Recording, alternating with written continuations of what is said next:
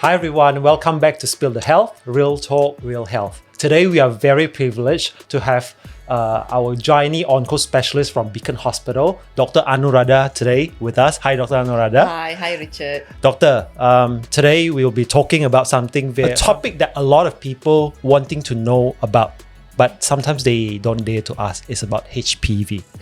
Okay, so I believe that a lot of people, they now care more about this HPV issues because it has been related to also quite a number of cancer. Yes. So doctor, could you tell us what is HPV and what types of it that we have now at the moment? So HPV means human papillomavirus. Okay, there are hundreds of types of this virus. Wow. And these viruses are divided into low risk and high risk.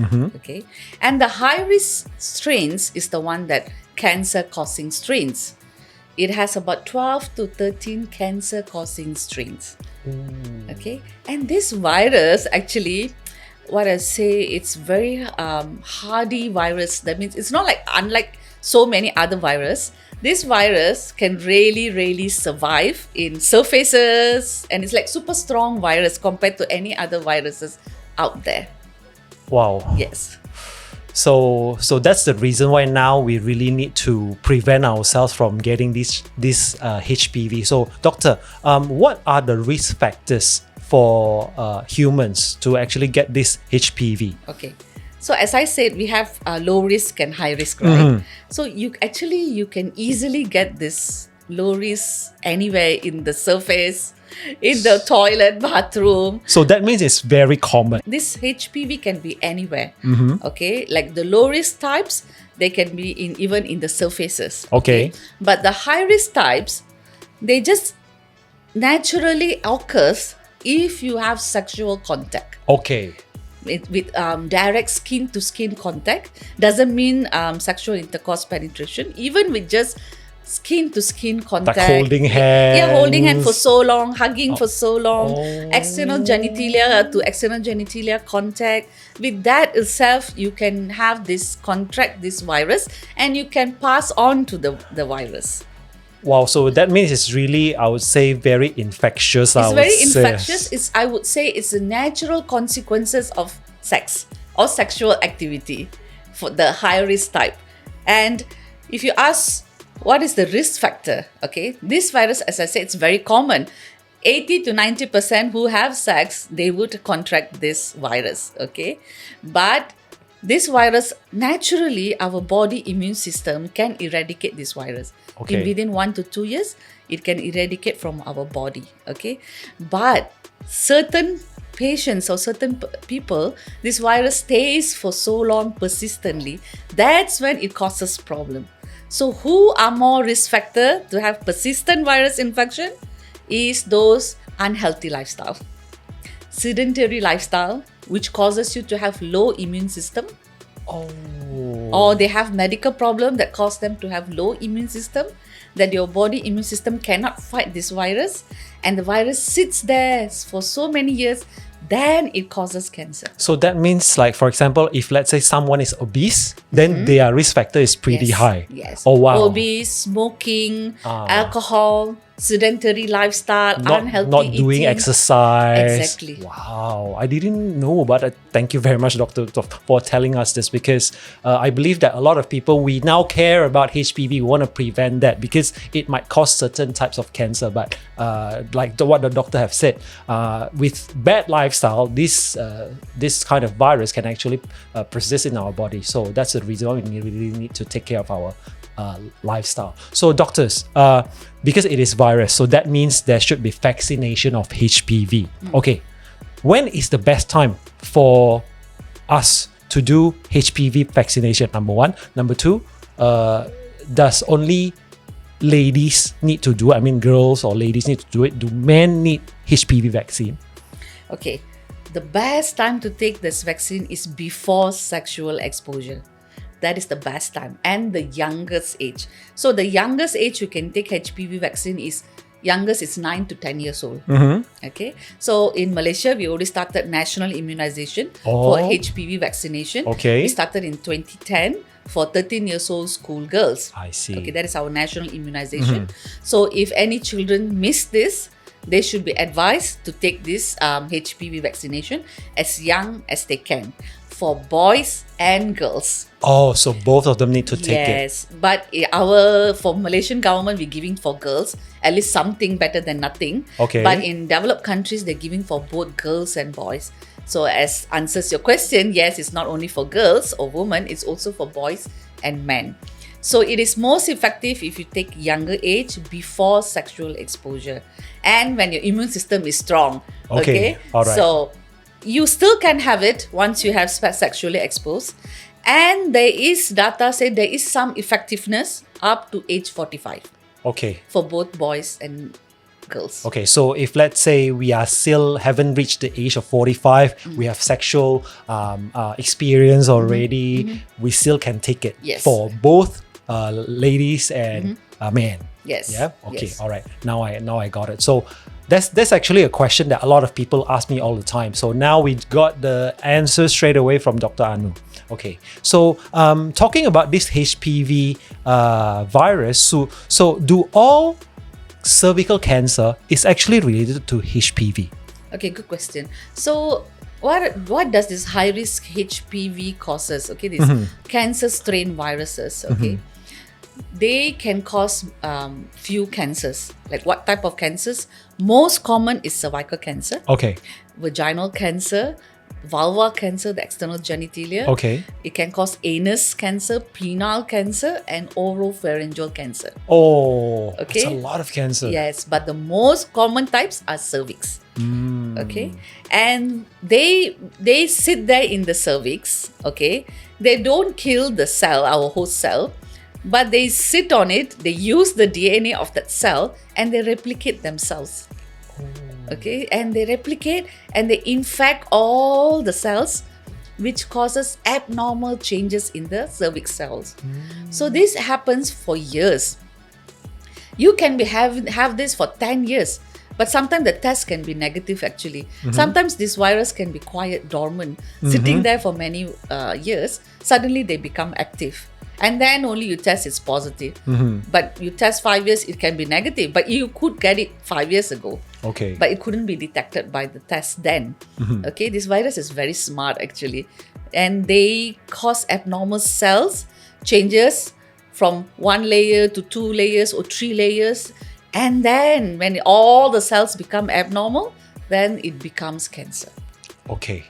If that's the case, doctor, what sort of screening that we should do? I mean, because when you do health screening, I mean blood test, we can actually check whether we have HPV positive or negative. This is one test. But what other screening that we can do in order to prevent ourselves from getting these types of cancer? There's no blood test for HPV. Okay, there's only cervical screening. That means they take a swab from the brush from the cervix. Okay, so of course, previously we screened for cervical cancer by doing pap smear. Okay. But now we are moving towards HPV testing, HPV DNA testing. So that is more accurate and more better. And we are moving towards HPV testing as the primary testing. I see. As all the developed countries in the world, we are moving towards HPV testing. Oh. So sometimes in a private sector, it can be a cost for patient, but we still offer pap smear or HPV or both tests together just to have a better good result to say you are positive or negative. Okay. So, doctor, if that's the case, how long would you advise a patient to actually do it? I mean, maybe once in a year or once in 2 years? So once they are sexually active, after age of 21, they can start with pap smear first.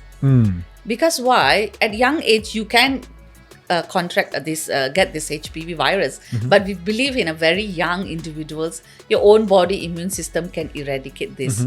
So you can, once you're sexually active from 21 years old, start doing pap smear first. If you do a pap smear, it's like 3 yearly, 2 to 3 yearly, it's fine. But once you become 25 years old, I would advise you to do HPV test. If your HPV test is negative, you do 5 yearly. So because HPV test is more accurate. So once you do HPV test, it's negative, you just have to do 5 yearly until your age of 65.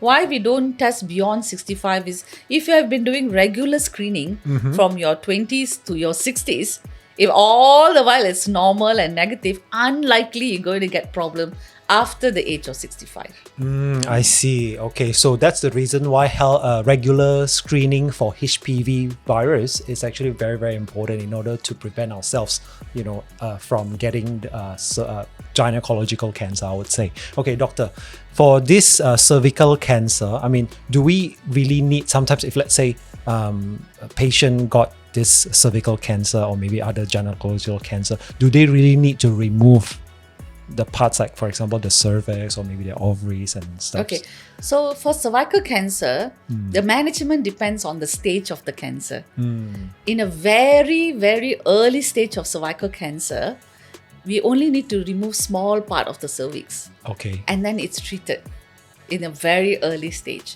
And in that kind of patients, they still can get pregnant. Okay. If it can be small part of the cervix, it can be the whole cervix can be removed. It's also in early stage cancer. But if it's more than that, we have to remove the uterus with the cervix. But there is a stage where you cannot operate. So when the stage is cannot operate, then they have to do radiotherapy.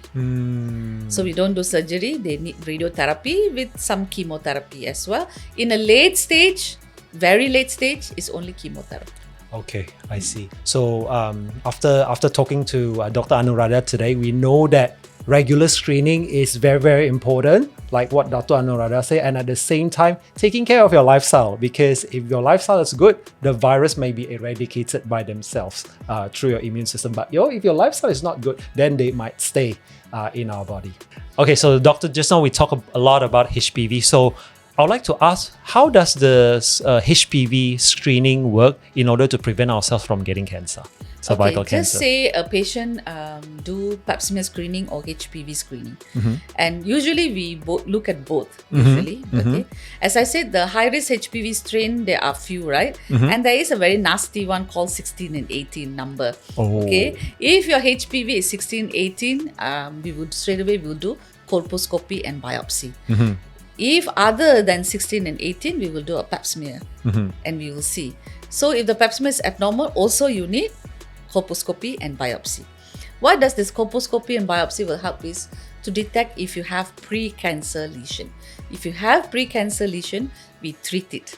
So when we treat these pre-cancer lesions, so we prevent you from getting cancer. So you're treated. Okay, all right. Now I got it. So, doctor, back a little bit to a bit about vaccination. So, because just now, doctor, you talk about there's a lot of strains of HPV. So, the immunization that we have currently for normal people, do they actually cover all strains? Okay. So the latest HPV vaccine that covers 9 strains, they cover low risk and high risk. Okay, that is good. Okay, there are other vaccine that covers the important high risk strains. This the latest one that covers the 9 variants of HPV is good enough. Okay, that's good enough. That is the best we have so far. That covers 9 HPV. Sure. If let's say someone got HPV injection, okay, how long do they need to get another one? Okay, actually, one time, lifelong. Oh, okay. So just one time, because last time when we had, I remember we had an event with the female health, and then they said that this HPV injection needs to be divided into few times, like 3 times. So yes. So if you take younger age, less than 14 years old, the WHO said even single dose is enough nowadays. Okay. They said single dose is enough, better than nothing. Okay. But according to the company policy of the vaccine, okay, if less than 14 years old, single dose is enough. If it's more than 14 years old, I would advise to take the complete 3 doses of the vaccine, because according to the company policy of the vaccination, you have to take 3 doses. Okay. But the WHO say even if you take 1 dose is good enough. It's something better than nothing. And many people ask, if I already have HPV virus detected in the test, can I take the vaccine? So this vaccination will prevent future infection. It will not treat the current HPV.